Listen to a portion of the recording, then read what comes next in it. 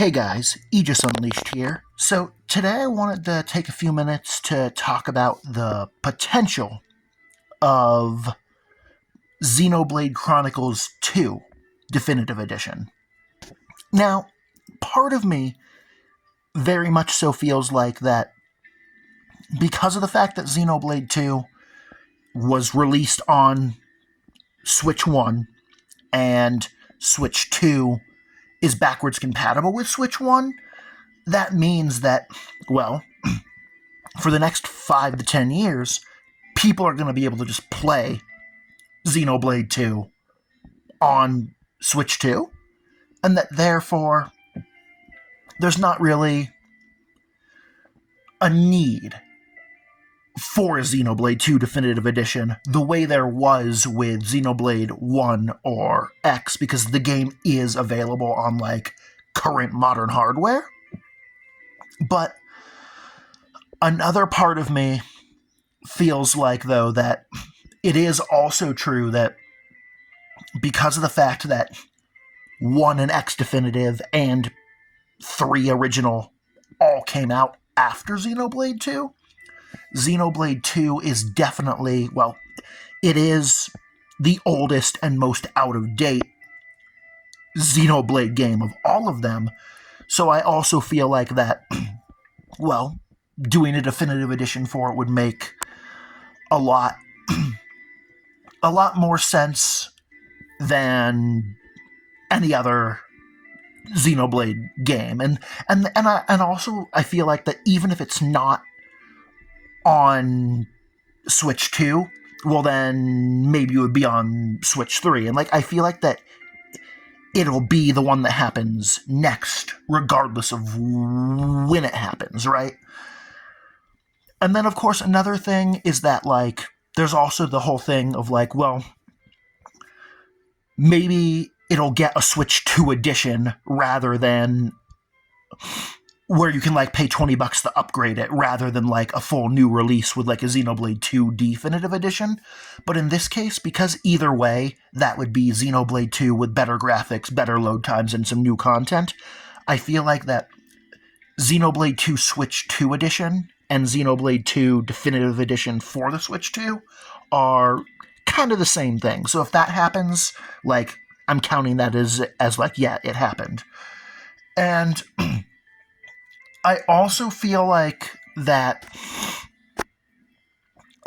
if they were going to do it, I feel like that the most logical things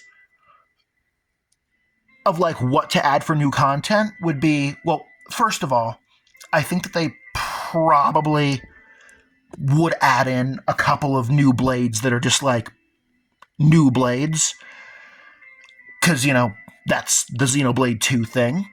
And then I also feel like that it's very likely that they would improve the gacha and either make it so that legendary core crystals have higher odds, or introduce a new tier of core crystal beyond legendary that has a higher rate.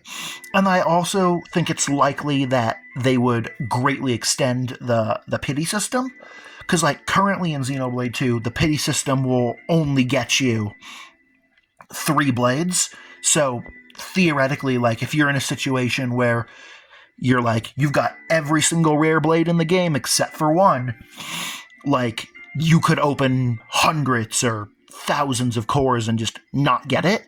And therefore I feel like that Xenoblade 2 could really benefit from either a core crystal where it's just yeah, there's a 50% chance of a rare blade, or an extension of the pity system where it's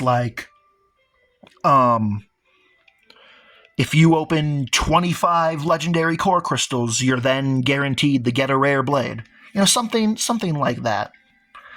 And then when it comes to to actual story additions beyond quality of life, that's where it's hard, because I feel like that narratively, Xenoblade 2 is the most complete of all of the Xenoblade games. And also, I would expect something like a definitive edition or a Switch 2 port I would expect that to include all the DLC, including Torna.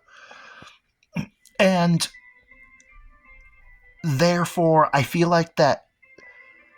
But I also feel like that there's definitely a gap between, like, where things end at the end of 2 and where things pick up with Rex in Future Redeemed. And therefore, I do think that probably, like, a Future Connected styled epilogue is probably what I'd want, except also probably more so in the line of what they did with X Definitive Edition, in the sense of, like, you'd have to actually beat Xenoblade 2 to play, and you couldn't just start with that. And also, instead of having just a handful of the party members, have everyone, because obviously, like, most of the Xenoblade 1 party members were not in Future Connected. And I think it really does have potential, but it's also, as I stated in the thing of, like, there's so many reasons why it could happen and why it would make sense, but there's also a lot of reasons why I could see them do it. Oh, and then also another thing is this, that, like, because of the fact that, like, when Xenoblade 1 was 10 years old, it got a definitive edition, and when Xenoblade X was 10 years old, it got a definitive edition.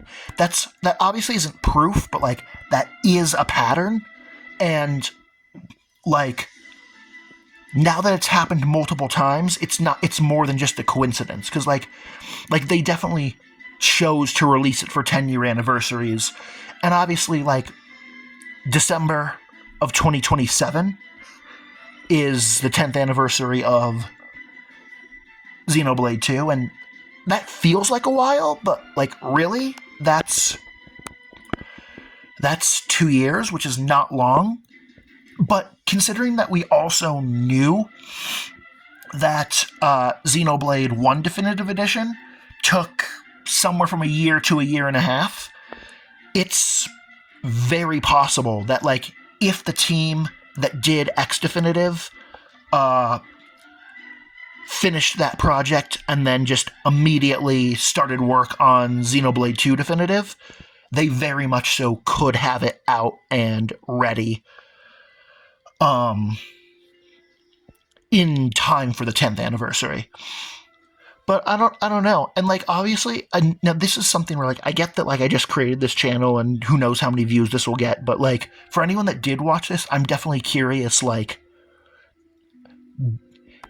is Xenoblade 2 Definitive Edition, like, is it something that you want? And is it something that you think will happen? Like, do you want it? Do you believe it'll happen? Like, I definitely want to know, like, what people think about that. And, yeah, I think that'll do it for this video. Thank you all very much for watching, and until next time, Aegis Unleashed, signing out.